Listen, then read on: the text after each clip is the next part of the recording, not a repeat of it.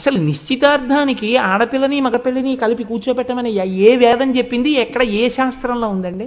అది అవమానం, గాయత్రికి అవమానం, వేదానికి అవమానం. అదేంటిది? ఎలా కూర్చోబెడతారు? మీకు ఎక్కడుంది అధికారం? జీలకర్ర బెల్లం పెట్టే వరకు పక్కన కూర్చోడానికి వీల్లేదు. మీరు కన్యాదానం చేశారు కాబట్టి, మీకంత పుణ్యరాశి మీకు వచ్చింది కాబట్టి, ఈ సంతోషంలో మీరు వచ్చిన వాళ్ళందరికీ భోజనం పెడుతున్నారు, పలహారం పెడుతున్నారు. వాళ్ళందరూ సంతోషంగా ఇద్దరి తల మీద అక్షతలు వేసి అన్యోన్య దాంపత్య సిద్ధిరస్తూ పుత్రపౌత్రాభివృద్ధిరస్తూ అంటున్నారు. ఏది వేదం మీద మర్యాద మీకు? పెళ్లికి ముందు భోజనాలేంటి? పెళ్లికి ముందు రోజు రాత్రి భోజనాలేంటి? పెట్టుకుంటే మీ బంధువులకి పెట్టుకోండి, ఊళ్ళో వాళ్ళకి ఏ అధికారంతో పెడతారు మీరు? ఇది ఒక అర్థరహితమైనటువంటి సిద్ధాంతం. ఇవాళ నిశ్చితార్థం అంటే ఏమిటంటే, అసలు పెద్దలు వెర్రేళ్లలా కూర్చుని ఉంటారు. కాబట్టి నిశ్చితార్థానికి పెళ్లి కూతురు వెళ్ళొచ్చా? ఒక్క నాటికి వెళ్ళకూడదు. అది వైదిక తిరస్కారం, ధర్మశాస్త్రంలోనే ఉంది. దీనికి మాకు ఆచారం ఉందండి అంటే అది ఏ ఆచారం అయినట్టు?